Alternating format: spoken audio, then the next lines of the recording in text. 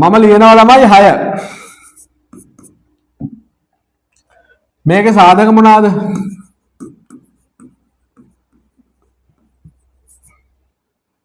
හය සාධක මොනවාද ළමයි? 2 3 එච්චරයි. හරිද? හරි. මේ බලන්න. ඕනම සංඛ්‍යාවක් හරි ප්‍රකාශනයක් හරි පද දෙකක හරි කිහිපයක හරි ගුණිතයක් විදිහට ලියන්න පුළුවන් නම් ඒ ගුණිතයේ විදිහට සහභාගී වෙන සියලුම දේවල් අර කලින් ප්‍රකාශනයේ හරි සංඛ්‍යාවේ හරි සාධක වෙනවා. තේරුම් නැද්ද? හරි. ඒ කියන්නේ මෙහෙමයි. මේ බලන්න. 6 කියන එක මට ලියන්න පුළුවන් 6 වැඩි කිරීම 1 කියලා. මේ කියන්නේ 1 සහ 6 යනු 6ෙහි සාධක වේ.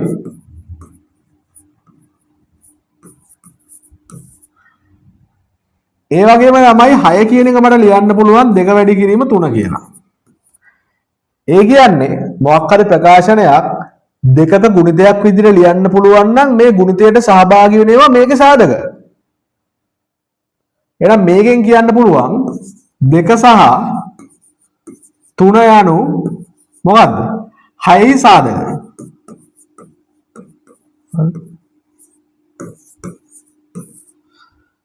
දෙකයි තුනයි කියන්නේ 6යි සාධක. එතකොට තව අර්ථ දැක්වීම තියෙනවා. මේකෙන් කියන්නේ 6යි 1යි සාධකයක් 6යි 1 විතරක් සාධක වෙනවා කියලා නෙමෙයි. 6 කියන එක 6 වැඩි කිරීම එක විදිහට ලියන්න පුළුවන් නම් 6 සාධකයක් වෙනවා 1 සාධකයක් වෙනවා. 6 කියන එක 2 වැඩි කිරීම 3 විදිහට ලියන්න පුළුවන් නම් 2 සාධකයක් වෙනවා 3ක් සාධකයක් වෙනවා. හරිද? නැත්තම් 6 බෙදෙන සියලු සංඛ්‍යා ටික 6ෙහි සාධක. එහෙනම් 6 කියන එක මේ අනිත් අර්ථ දැක්වීම 1ෙන් බෙදෙනවා 2ෙන් බෙදෙනවා 3ෙන් බෙදෙනවා 6ෙන් බෙදෙනවා. එහෙනම් මේ තමයි 6ේ සාධක. හරිද? එහෙනම් 12 සාධක 12 මොකද්ද? 12 කියන එක ලියන්න පුළුවන් 1 වැඩි කිරීම 12 කියලා.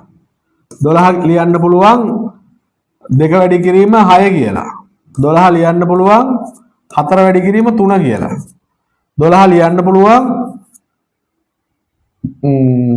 ඔය ටිකනේ. හරි. එහෙනම් මේ ටිකට අනුව 12 සාධක ලියන්න කිව්වොත්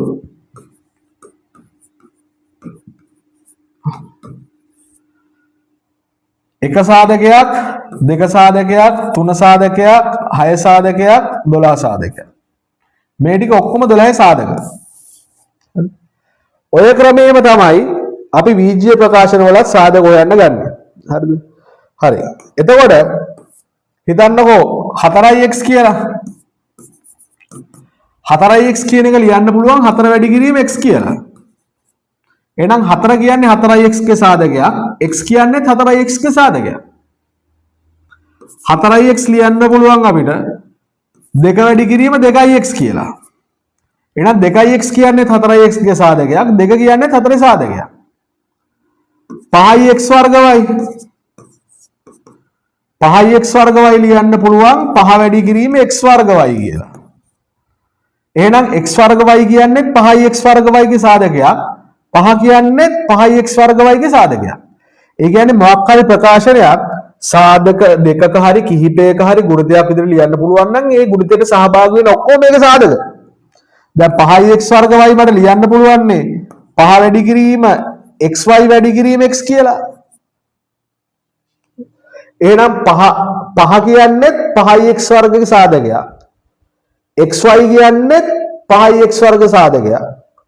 x කියන්නේ 5x වර්ගයේ සාධකයක්. 5x වර්ග y sorry. එහෙනම් ඒ කියන්නේ ළමයි දැන් මම ගත්තොත් එහෙම මොකක් හරි දෙකක්. හරිද? මෙතන තුනක් තියෙනවා. මේ දෙක ගුණ වෙලා මේක හැදෙනවා නම් මේකයි මේකයි ගුණ වෙලා මේක හැදෙනවා. එහෙනම් මේක මේකේ සාධකයක් මේකත් මේකේ සාධකයක්. සරලව ඒක තමයි කතන්දර. හරි. එහෙනම්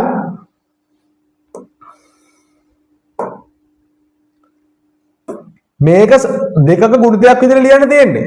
හරිද? මේක ළමයි වාට එකපාර ගණිතය දන්න දරුවෙක් නම් ගණිතය හරියට ඉගෙන ගන්න තියෙනවා නම් පාස් වේව ස්ටික් කරලා තියෙනවා නම් වාට එකපාර දෙක එළියට ගත්තා. x වර්ග දෙක එළියට ගත්තට පස්සේ මෙතන 9යි. ඔන්නම් මේක තවදුරටත් වර්ග දෙකක අන්තරය x වර්ග ඍණ 9 ලියන්න පුළුවන් 3 වර්ග කියලා. එහෙනම් 2යි මේක x ඍණ y x ඍණ 3යි මේක x ධන 3යි. මේක තමයි මේකේ සාධක. ඒ කියන්නේ ළමයි මෙන්න මේක ලියන්න පුළුවන් 2 වැඩි කිරීම x ඍණ 3 වැඩි කිරීම x ධන 3 කියලා. මේ ප්‍රකාශනය සංඛ්‍යාවකයි තවත් ප්‍රකාශන දෙකකයි ගුණිතයක් විදිහට ලියන්න පුළුවන් හින්දා මේ ගුණිතයට සහභාගී වෙන ඒවා මේ ප්‍රකාශනයේ සාධක. සාධක හොයන්න තියෙන්නේ මේ තියෙන සාධක ටික. හරිද? එතකොට තව ටිකක් ඔයාලට පැහැදිලි කරනවා නම් හරිද? තව ටිකක් ඔයාලට පැහැදිලි කරනවා නම් දැන්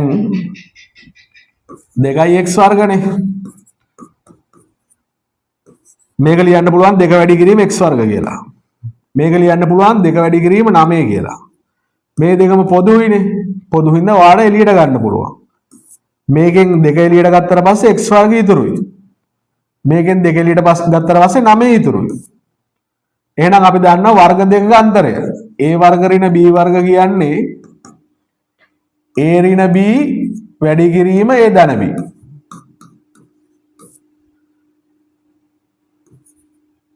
දෙකේ වර්ග ඍණ x වර්ග කියන්නේ 2 ඍණ x 2 ධන x.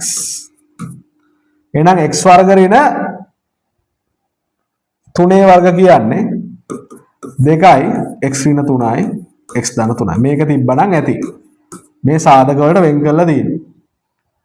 හරිද?